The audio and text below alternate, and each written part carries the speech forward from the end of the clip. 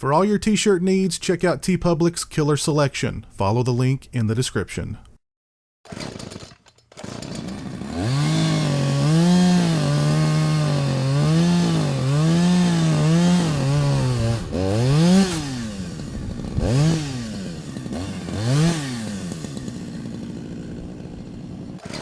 Hey, what's up, people? Piz Al here, and today I want to talk to you guys about the new Umbrella Entertainment Blu-ray release for 1977's ORCA, aka ORCA, the Killer Whale.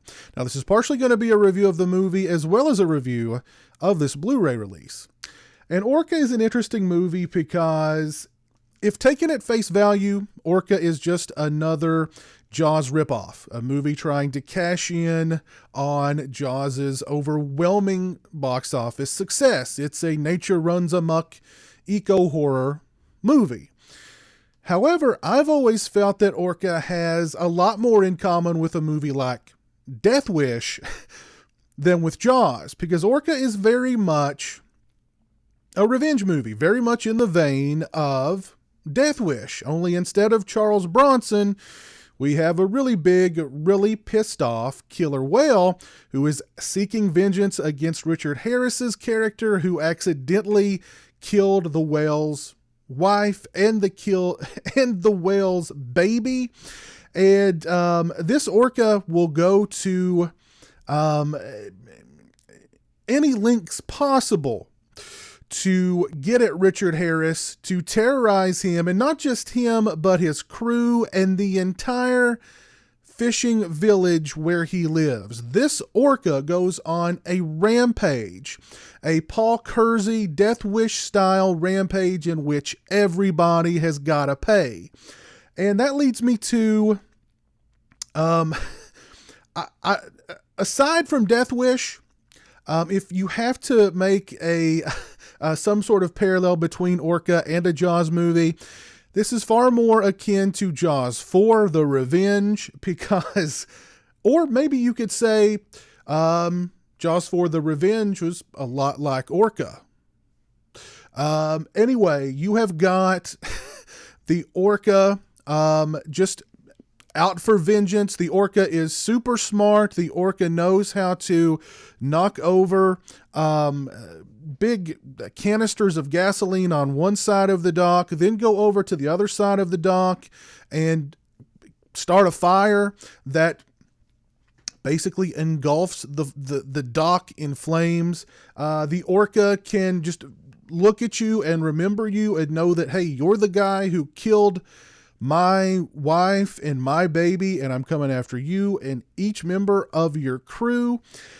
You've got the ORCA, after setting fire to the town or after killing one of Richard Harris's crew, will go out into the ocean and openly mock Richard Harris. I'm not joking. At one point, the ORCA's tail comes out of the water and literally says, "Come at me, bro. Come at me, bro." That's how pissed off this ORCA is, and how super, super smart this ORCA is. And now, those elements of the film are pretty darn cheesy. I have to admit, they're kind of funny. They're far out there. However, ORCA does have a lot of things going in its favor. You've got a great cast in this movie. You've got Richard Harris. You've got a young, gorgeous Bo Derek. You've got Charlotte Rampling. You've got the gentleman, oh gosh, what is his name from One Flew Over the Cuckoo's Nest? I can't remember his name. I'll credit him in some way in this video.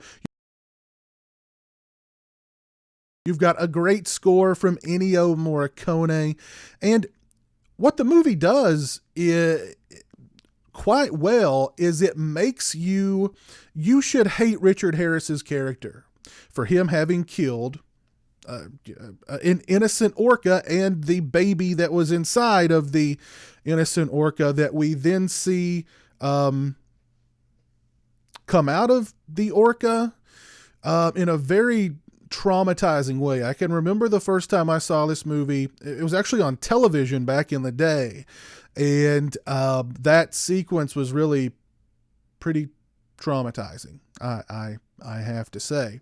But you actually feel for Richard Harris's character because he is actually kind of like the orca in that he lost his family, his wife, and his child to a drunk driver, and he's never quite got past that.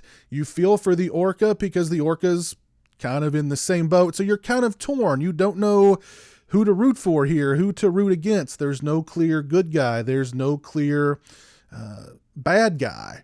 And that creates a really interesting dynamic. The performances in the film are great all around, primarily Richard Harris, who gives a phenomenal performance in this movie. Again, you want to dislike him because of what he does in the film. However, you kind of feel for him because of his past, and also because of the fact that basically everyone in this fishing village is pushing him out to the sea, either to kill the orca or so that the orca can kill him, get its revenge, and move on, because it's terrorizing this fishing village and they can't get out in the water and fish, because if they do, the orca's gonna eat them all.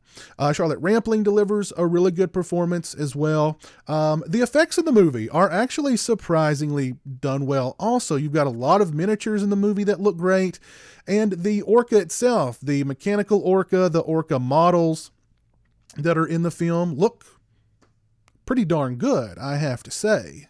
I've always been a fan of ORCA. I've always really enjoyed this movie, and I'm glad to be able to add it to my collection courtesy of this Blu-ray release from Umbrella Entertainment. If you're a fan of the movie, you definitely want to look into picking up this Blu-ray from Umbrella. If you've never seen ORCA and you're a fan of eco-horror, nature runs amok kind of movies, or even, 70s revenge movies, then Orca the Killer Whale's definitely right up your alley. And this Blu-ray, this Blu-ray would be a great way to introduce yourself to the movie. As far as the picture and sound quality on this release, there's nothing on the back noting any elaborate restoration or transfer. It just says 1080p. However, the picture quality and the sound quality on this release are both good.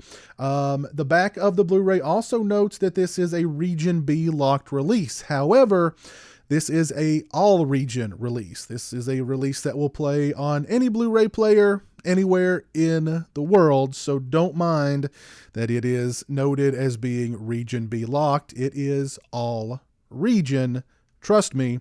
As far as extras are concerned, we get Moby Dick a la De Laurentiis. Martha De Laurentiis remembers Orca. It's 4 minutes and 56 seconds in length. Miss De Laurentiis discusses the film being unfairly called a Jaws cash-in back when it was released. She discusses the possibility of her husband pitting King Kong against the Orca in a movie.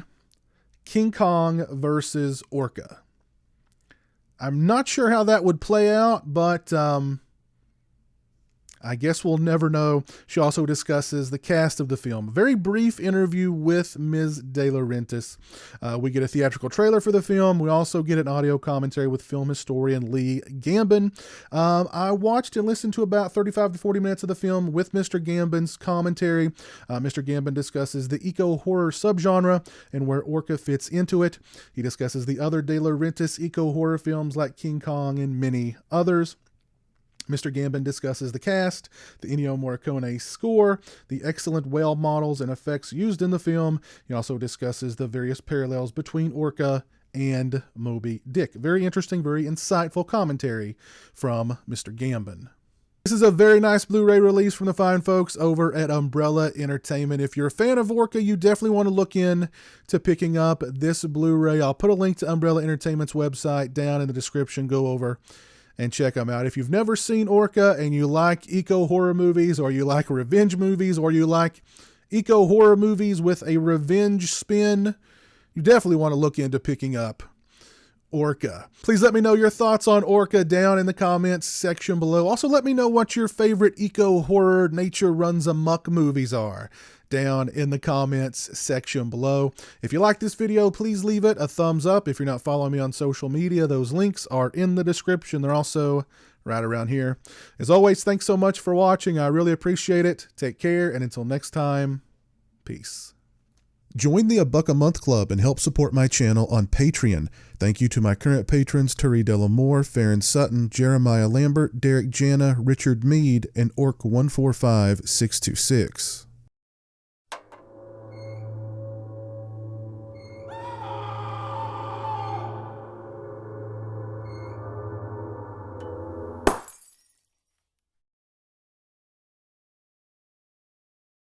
Say hello to the internet, Jeremy. Hello to the internet.